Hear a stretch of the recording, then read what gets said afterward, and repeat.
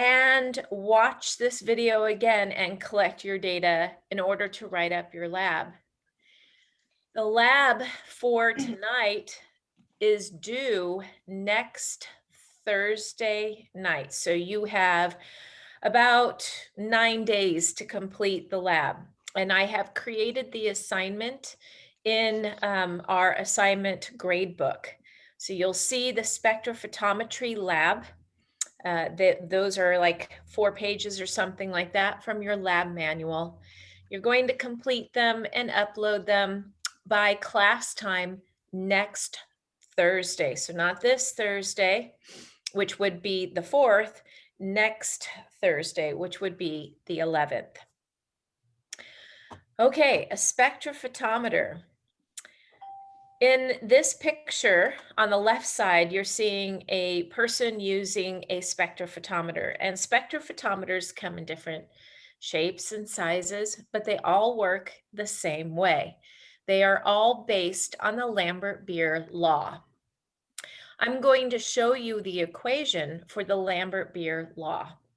Few equations in math actually make it through the ranks of a theorem, for example, up to a law. This is a law. The graph on the upper right side of our picture here shows a direct linear relationship. This graph is not new to you. In fact, you're being tested on it tonight. In your lab manual for the lab and metric and chemistry review, you had a couple of pages that showed you direct linear relationships. And it had an equation, x1 over y1 equals x2 over y2. And if you knew 3 of those variables, you could solve for the unknown. That is exactly what we're doing tonight with this lab. We are using the Lambert-Beer law, which when you plot your data, you should get a direct linear relationship. You should be able to use that relationship of x1 over y1 equals x2 over y2. Excuse me. And that is the relationship we're going to use to solve our unknown patient samples. Patients come in to our hospitals, our clinics, our offices, and one of the first things we do is we collect blood and urine. And we are sending those samples to the clinical laboratory, and they are measuring a lot of stuff in those bodily fluids. Tonight, you have a patient that you suspect has overdosed on red dye number 40. Red dye number 40 is almost ubiquitous in our daily life. Next time you're eating something, look on the back for the label and see if it has red dye number 40. Even if it's not dyed red, if it doesn't look red, chances are it still has red dye number 40. Do you like to eat Swedish fish? Loaded with red dye 40.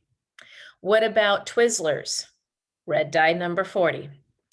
Any type of red vines licorice, red dye number 40. Red Gatorade, red dye number 40. Jello, red dye number 40. It is ubiquitous. So that is what we're playing with tonight. If we were face to face, you would see big jugs throughout the laboratory room filled with a stock solution of red dye number 40. And you are pretending tonight that you are collecting urine from a patient and you want to figure out the concentration of red dye number 40 in your patient's urine. So let's learn how to do that. Your lab manual, of course, has an introduction, tells you a lot about the machine that you'll be using and the Lambert-Beer law. All of those things I'll be going over with you now. So the spectrophotometer is interested in the concentration of a solute in a solution. Again, for us, it's red dye number 40 in a hypothetical patient that we collect urine from. Now, Here you're seeing 5 different pictures of iced tea, and you're looking at those 5 different glasses and the picture above them, and they have different colors to them. And when you look at that, you're probably thinking to yourself, the second glass from the left looks to be the most concentrated. And maybe to you, the fourth glass from the left looks the least concentrated. What is it about your eye and your brain that is interpreting these different colors of tea? And you're thinking, oh, that means it's more or less concentrated. It turns out a spectrophotometer has a lot of the same anatomy and design as your retina in your eye and your occipital lobe that interprets what you are seeing. If you were to hold up a glass of iced tea, any one of these 5, and hold it up to a light, the light shines through the glass, shines through the iced tea, and the photons hit your retina. This sends an action potential to the back of your brain where your visual cortex is in your occipital lobe. And now that part of your brain interprets how much light is hitting your retina. The more concentrated the tea is, the less light that gets through that sample and fewer photons that hit your retina. Then your brain interprets it as a shadow, very dark. If the tea is not very concentrated, then a lot of light goes through that sample, more photons hit your retina, and your brain interprets that as a very light substance, not very concentrated. It is exactly that way that a spectrophotometer works. It shines a light on a sample. It knows how much light is shining on that sample. And on the other side of the sample, just like your retina, there is a sensor. Your retina is definitely a sensory organ. And the sensor in the spectrophotometer can detect how much light got through the sample. And then the machine does the math for you. It subtracts how much light was shining on the sample from how much was transmitted, got through the sample. The difference between what got in versus what got out was absorbed by the sample, trapped by the sample. The more concentrated a solution, the more light is trapped or absorbed, also known as optical density. The less concentrated the sample, then more light gets through. So let's go through the parts of a spectrophotometer and this Lambert-Beer law. Now, in our physiology lab, this spectrophotometer that you're seeing on the picture in front of you is actually the one we use in our physiology lab. It's one of the older models that we have in our department.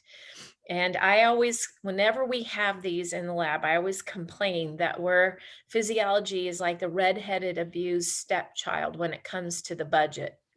We try and make do with as little as we have. And Tom, our amazing technician, tries very hard to fix a lot of our machines for our labs instead of sending them out to be repaired. And this type of spectrophotometer is so old, they don't even sell the parts for it anymore. So we're slowly starting to upgrade into newer models. But that's okay. Whether it's an old model or a new model, they are all based on the same Lambert-Beer law. And they all have the basic same anatomy part. The parts of them are basically the same inside the machine. So again, tonight you're going to create a standard curve, a direct linear relationship. Tonight is not the first night you've seen this. You've also been practicing it in your lab manual. From your standard curve, you're going to determine the concentration of red dye number 40 in your patient's urine. So, what exactly is inside the spectrophotometer? We have a light bulb that emits standard white light. Standard white light is visible light, and within that visible light spectrum, there are individual wavelengths that are associated with the different colors in white light. You know, the colors of the rainbow. Roy G. Biv. Roy G. Biv stands for red, orange, yellow, green, blue, indigo, and violet.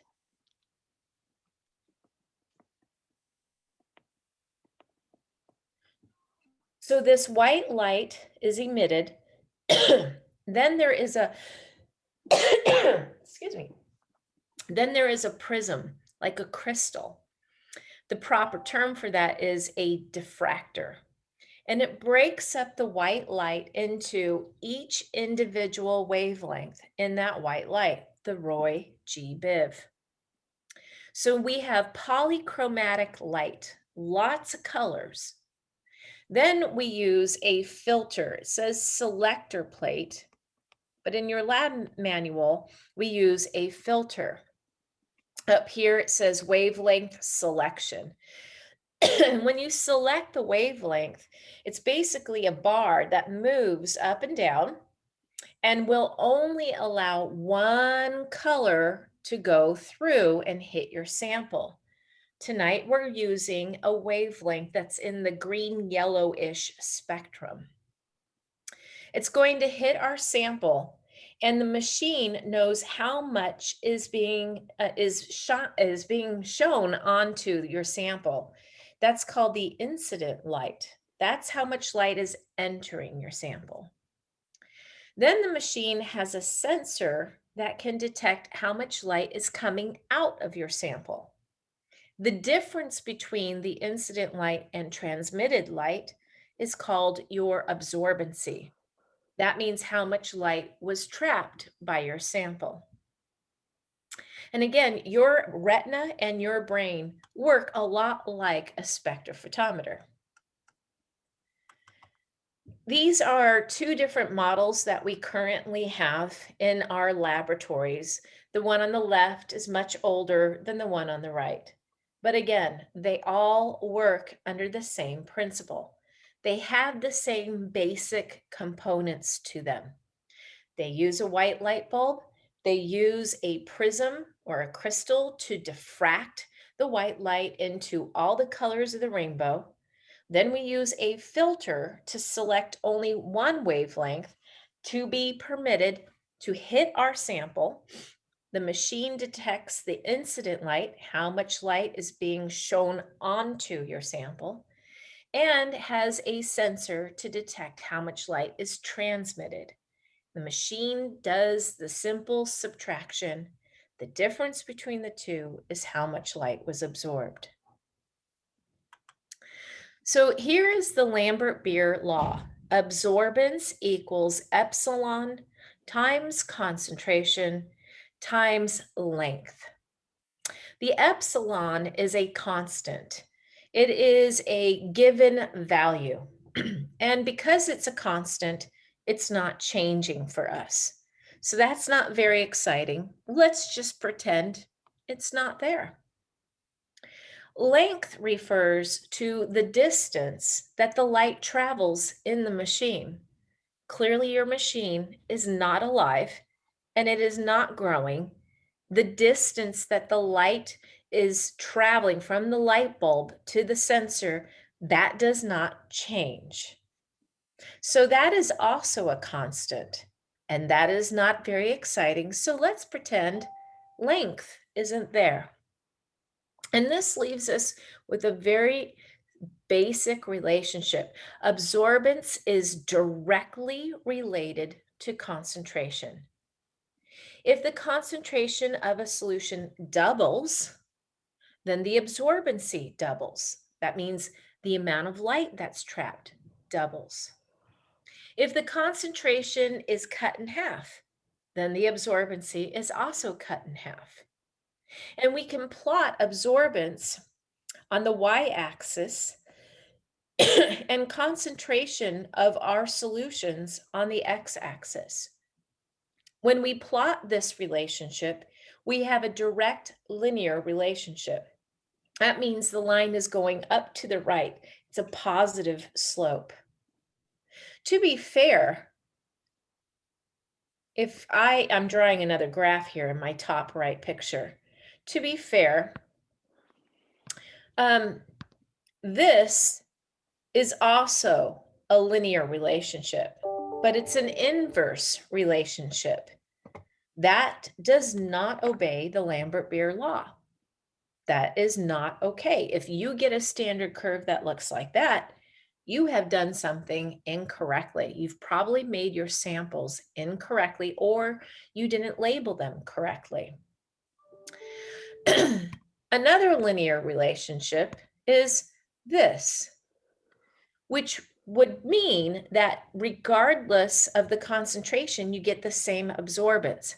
That also does not obey the Lambert-Beer law. So if you get a standard curve that is a horizontal flat line, you've done something very wrong, or your machine needs to be fixed. Maybe the light bulb went out. This is also a linear relationship, which means for any given concentration, the absorbance is infinite. It can go all the way up. That doesn't make sense either. Something's wrong with your sample, something's wrong with your machine. If you get a linear relationship that's a vertical line, you have done something wrong, or the machine is faulty. You cannot proceed. So again, we want a direct relationship. If our absorbance, let's look down here at the x-axis, shall we? If our concentration doubles from 1 to 2, notice that our absorbance went from 0.2 to 0.4. If the concentration went from 2 to 4, notice that our absorbance went from 0.4 to 0.8. Once we have our Lambert-Beer law validating our standard curve, then we can use our standard curve to calculate our unknown patient samples. This is how you're going to do it tonight.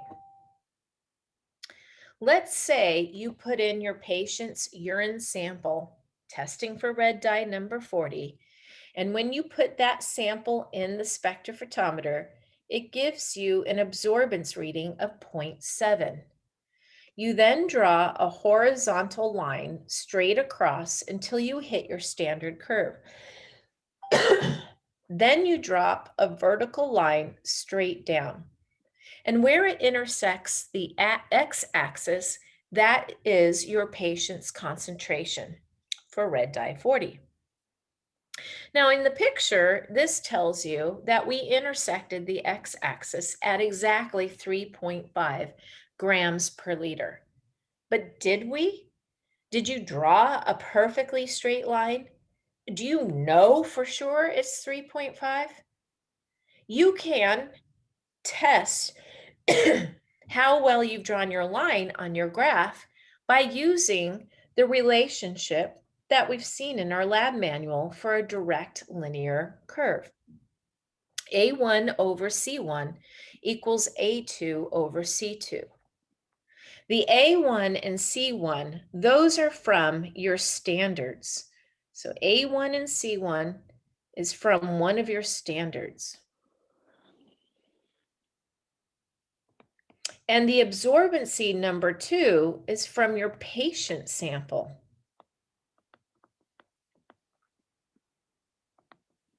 And all you have to do is rearrange that equation. Excuse me. Rearrange that equation, cross multiply, and solve for the unknown variable. So that is our goal tonight. An important step that we need to do before we start collecting our data is we must zero our machine. Do you remember in chemistry when you had to go weigh out a solid? Maybe you had to weigh out a certain number of grams of sodium chloride. You went and got a weigh boat. You put it on the scale and you zeroed the scale. You tared the scale. For a spectrophotometer, we use a cuvette. It can be plastic or glass. And inside that cuvette, we put our solvent, which is usually water. Now, the glass and the water, they have some imperfections. They have some particulate. When we put this cuvette with pure water into the spectrophotometer, we need to zero it. We need to blank it. We need to tear it, much like we do with a scale. We want to remove any contribution that the cuvette and the solvent, water, might contribute to our sample. We only want to measure red dye number 40. So that is the purpose of the blank. It is very much the same concept as tearing your scale after you put your weigh boat on.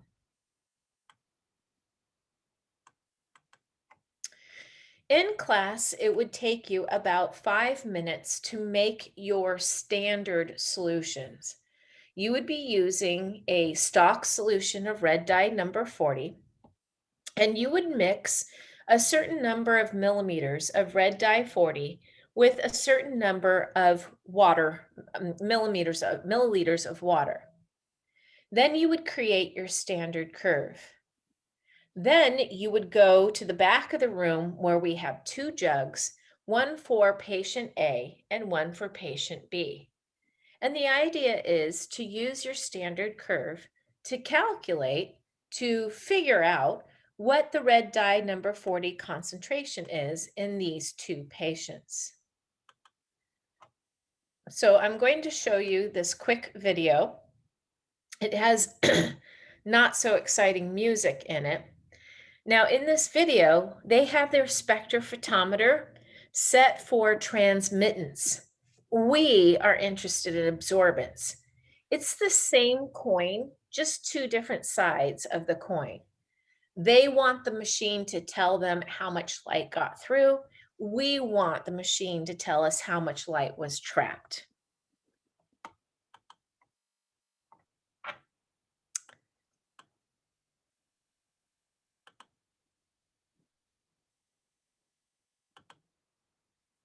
Hold on.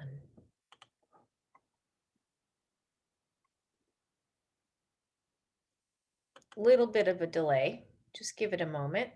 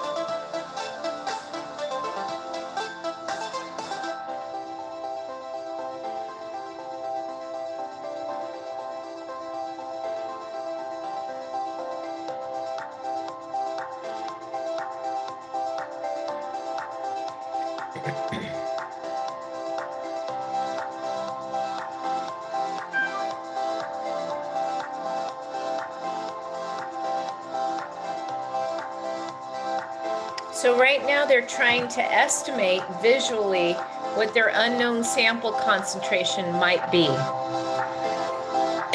And they've narrowed it down to two possibilities.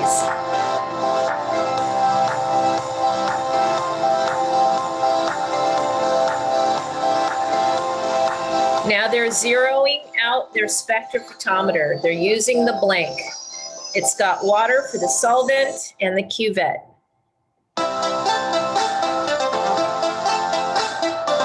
And they just zeroed it out. There you go. Now it's going to zero.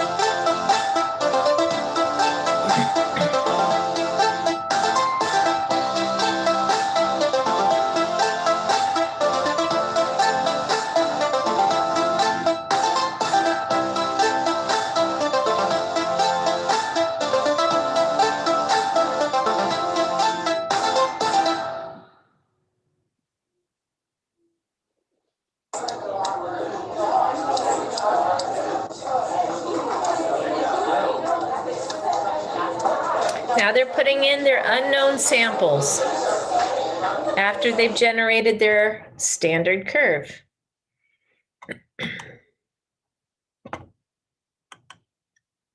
And that's exactly what you're going to be doing. So our first task is obviously to create a standard curve. And if you need help with how to set up your graph paper, you can watch this easy video on that. In your lab manual, you have a copy of graph paper that you can use to establish your standard curve. Your concentration goes on the x-axis, and the absorbency for each of the standards goes on the y-axis. You must be consistent in the spacing for your concentrations on the x-axis. And the absorbency can have a different spacing, but it must be consistent along the y-axis. For example, on your x-axis, you might go from 0 to 5 micromolars molar in 5 boxes, and then you skip another 5 boxes, and then it's 10. Or maybe you go every 2 boxes represents a 5 micromolar jump. However you want to set it up for your x and y axis, as far as the increments you use, that's up to you. You just have to be consistent. Once you have your standard curve, understand that when you create your standard curve, I'm just going to jump to this one, this slide. When you create your standard curve and you start plotting your coordinates,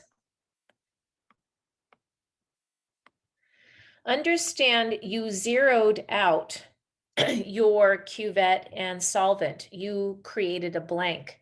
That means your standard curve line needs to go through the origin. That means the coordinates of 0 for x and 0 for y. Then you're going to draw your best fit line. And that means your best straight line might not intersect all of the dots perfectly, but you do your best to have equal spacing. Some dots might be above your line, some dots might be below it. So this is an example of a best fit line. And overall, it is a good representation of a direct linear relationship. Now, once you have your standard curve plotted, again, and this is a copy of graph paper that we give you in your lab manual. You'll see that in the Google Doc assignment that I created. It's there, whether or not you use it, or maybe you use Microsoft Excel to plot your data for you, that's fine. Once you have your standard curve and best fit line, then you take your unknown sample. Notice here your unknown sample A has an absorbance of 0.29. So if I go to this graph, 0.29 would actually fall somewhere right here for absorbance A or unknown A. Then I would draw a horizontal line until I hit my standard curve. Then I would drop a vertical line down, and right where it intersects my x-axis, which is concentration, would be a good approximation for that patient's sample. But what if I really want to know exactly what it is? I can use our relationship of A1C1 equals A2C2. I can use a concentration from my standard curve of 3. The absorbency was 0.6.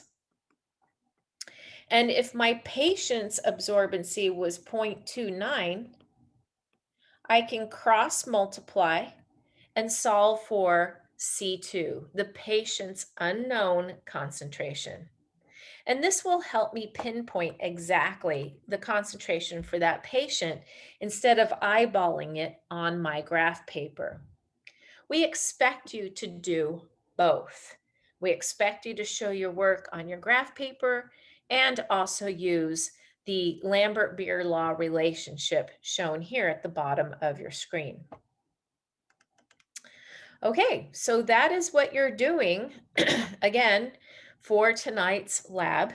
I can tell that many of you are um, clearly going to have to watch this video again in order to complete this lab once you're mentally ready for it.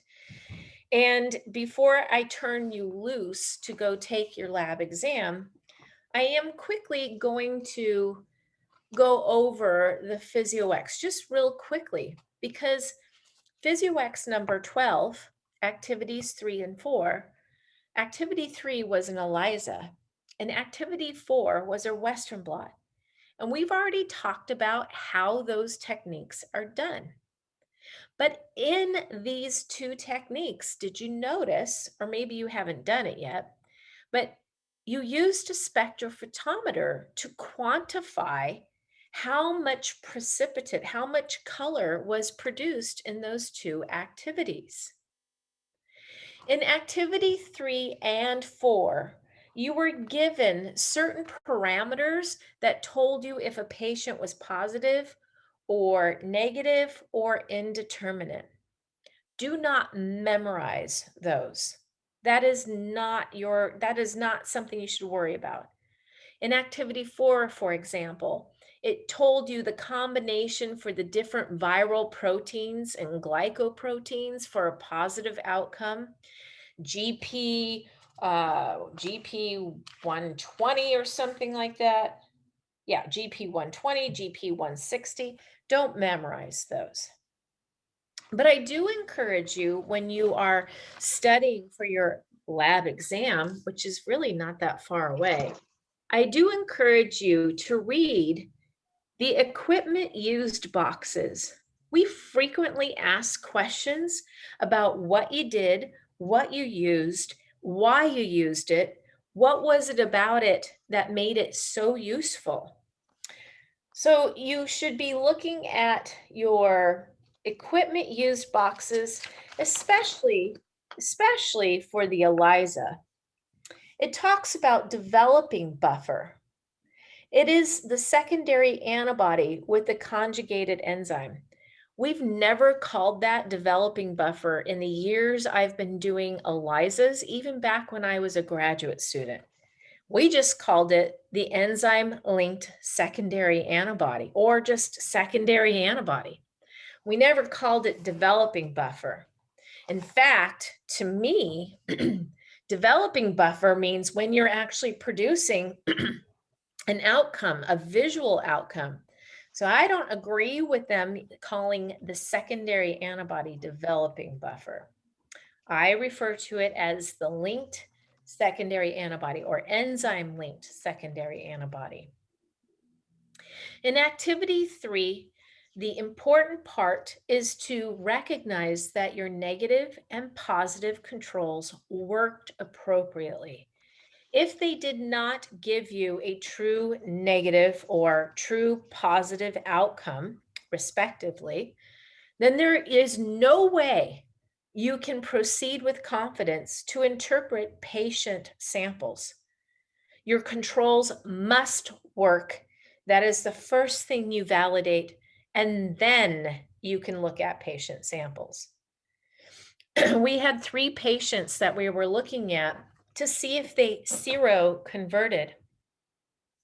You're going to find out that one of those patients comes out negative, one of those patients comes out positive, and another patient comes out indeterminate, which means we didn't have any confidence in the outcome. Couldn't really say negative, couldn't really say positive. And we should know from last week that ELISAs are kind of a quick and dirty. We can test a lot of patient samples very quickly. We use a 96 well plate, which means we can process 94 patient samples. 2 wells are needed for a positive and negative sample or control. Then we took those same patients in activity 4 and we did a Western blot. Both ELISAs and Western blots assess for a protein. They both monitor or assess for a protein. But how they do it is different. In ELISA, we use a plastic dish. In a Western, we use gel electrophoresis. A Western blot, we know the specific molecular weight of that protein. It is more specific and stringent. And ELISA can give us some false positives pretty easily because if we don't wash well, things can stick to the plastic. To be sure, Western blots can give false positives as well, but not as likely as in ELISA. Western blots are more time consuming, more costly, definitely require a better technique, meaning more finesse and care when doing the technique. They are both qualitative and quantitative. They both tell us yes or no, a protein is there. And they both can tell us how much. How we both measure the outcome, we measure both of them using a spectrophotometer, which you just learned about tonight. Why can we use a spectrophotometer? The enzyme linked antibody, when given the substrate, produces a product, a precipitate, creates a color change. And a spectrophotometer can quantify the concentration of that product. So those are questions that you will be answering on page 30 in your lab manual. Pages 28 and 29 are due with your Physiox 12. Page 30 is going to be due with your spectrophotometer lab. Because the ELISA and Western blots use a spectrophotometer to quantify the outcome. So I figured it was good to unite all 3 of those techniques. Okay, are there any questions about the lab before I switch over to the chemistry metric exam? I have a question about Physiox.